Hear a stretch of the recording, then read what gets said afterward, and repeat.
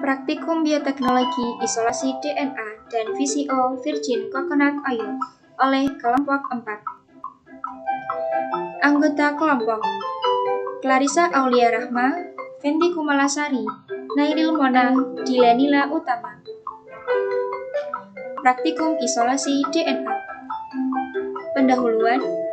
DNA adalah asam nukleat yang mengandung materi genetik dan berfungsi untuk mengatur perkembangan biologis seluruh bentuk kehidupan secara seluler.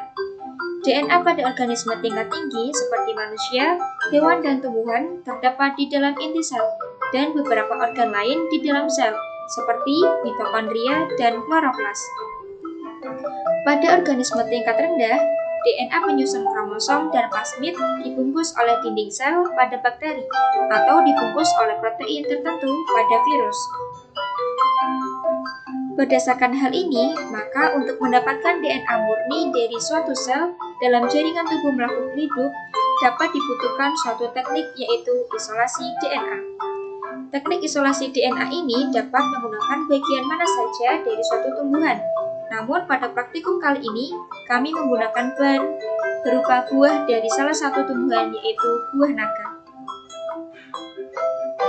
Tujuan dari praktikum ini adalah untuk mengetahui teknik isolasi DNA buah naga dan mengetahui fungsi senyawa yang digunakan untuk isolasi DNA. Alat dan bahan yang digunakan. Alat yang digunakan adalah gelas, sendok, saringan, pisau. Bahan yang digunakan adalah buah naga, garam dapur, sampo, air, dan alkohol 70%. Prosedur kerja. Pertama, mengupas buah naga dan mengambil daging buah naga, lalu dihaluskan. Kedua, menuangkan 3 gram sampo ke dalam gelas. Ketiga, mengambil 2 jumput garam ke dalam gelas. Keempat, menuangkan 20 ml Aquades ke dalam gelas. Kelima, memasukkan 3 sendok jus buah naga ke dalam gelas. Keenam, mengaduk larutan tanpa menimbulkan busa. Ketujuh, menuangkan etanol dengan perbandingan 1:2 filtrat buah naga ke dalam gelas.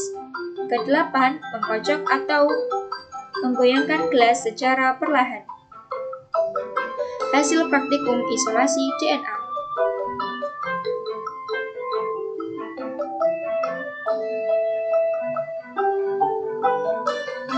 Pembahasan.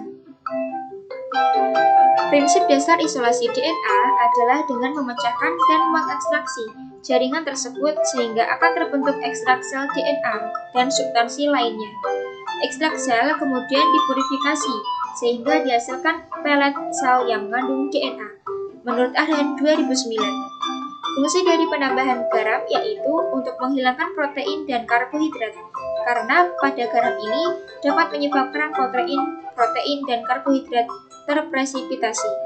Penambahan garam juga dapat digunakan untuk melarutkan DNA karena ion Na+ yang dikandung oleh garam mampu membentuk ikatan dengan kutub negatif pada ikatan fosfat DNA. Saat ion Na+ garam berikatan dengan fosfat, pada saat itulah DNA akan berkumpul. Setelah penambahan, campuran dihomogenkan dengan tujuan agar DNA di dalam sel dapat berkumpul secara maksimal, menurut Imam 2007. Penambahan deterjen yaitu untuk melisiskan barrier sel secara kimia sebagai pengganti senyawa kimia yang mampu merusak dinding dan membran sel. Karena pada deterjen mengandung sodium dodesil sulfat yang dapat menyebabkan hilangnya molekul lipid pada membran sel, sehingga struktur membran akan rusak dan melisiskan isi sel. Berdasarkan gambar dapat diketahui bahwa isolasi DNA yang dilakukan menggunakan buah naga berhasil.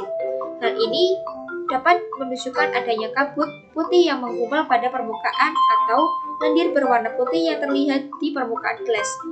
Terdapat 3 lapisan, yaitu lapisan atas alkohol 70%, lapisan tengah untaian DNA, dan lapisan bawah yaitu ekstrak buah naga atau lendir tersebut.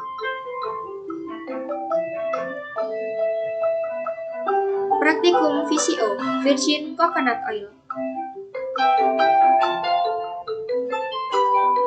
Virgin coconut oil merupakan minyak yang didapatkan dari daging buah kelapa tua segar melalui proses pemerasan dengan atau tanpa air yang kemudian diendapkan. Selain itu, bisa juga diartikan sebagai minyak kelapa hasil ekstraksi dengan atau tanpa menggunakan panas yang menyebabkan perubahan komposisi dan karakteristik minyak. Virgin coconut oil mengandung asam laurat 50% dan asam kaplirat 7%. Kedua asam ini merupakan asam lemak jenuh rantai sedang yang mudah dimetabolisir dan bersifat antimikrobal. Di dalam tubuh, asam laurat menjadi monolaurin, sedangkan asam kaplirat menjadi monokaprit. Sutarmi 2006. Fungsi VCO menurut sebuah penelitian dapat menghambat terjadinya pertumbuhan jamur Candida albicans. Putri et al. 2020. Tujuan dari praktikum ini yang pertama, untuk mengetahui teknik membuat minyak kelapa murni atau VCO dari daging buah kelapa. Kedua, untuk mengetahui pengaruh penambahan nanas pada pembuatan VCO. Alat dan bahan yang digunakan.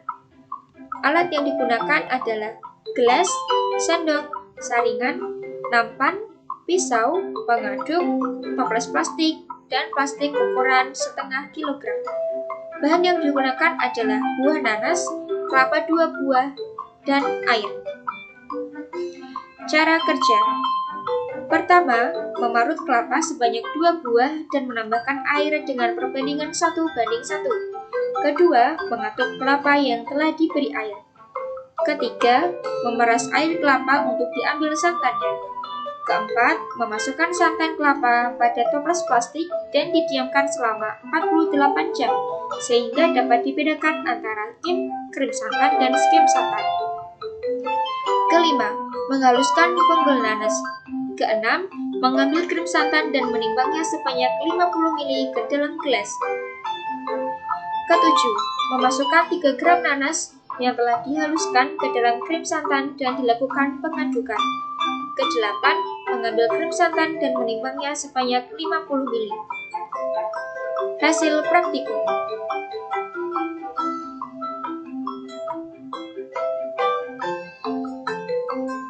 Pembahasan. Berdasarkan praktikum, kelompok kami tidak bisa menunjukkan hasil minyak yang sudah terpisah dikarenakan ada kesalahan yang tidak disengaja. Namun, berdasarkan gambar, dapat kita lihat bahwa VCO yang dibuat dengan penambahan buah nanas menunjukkan keberhasilan. Hal ini dapat diketahui dari lapisan yang terbentuk di dalam plastik. Pada dasarnya, minyak sudah terbentuk dan sudah siap untuk dipisahkan. Dari hasil praktikum yang telah dilakukan, pemberian nanas sebagai metode enzimatis terhadap pembuatan VCO dapat menghasilkan suatu minyak yang disebut VCO. Hal ini dikarenakan metode enzimatis, yaitu enzim protease yang berfungsi sebagai pemecah ikatan protein minyak yang pada emulsi santan. Dan salah satu enzim yang dapat memecah ikatan lipoprotein dalam emulsi lemak adalah enzim bromelin pada unggul nanas. Sehingga setelah didiamkan beberapa hari, minyak atau VCO ini akan muncul pada santan dan diberikan penambahan unggul nanas. Putri et al. 2020. Berikut merupakan daftar pustaka yang kami gunakan.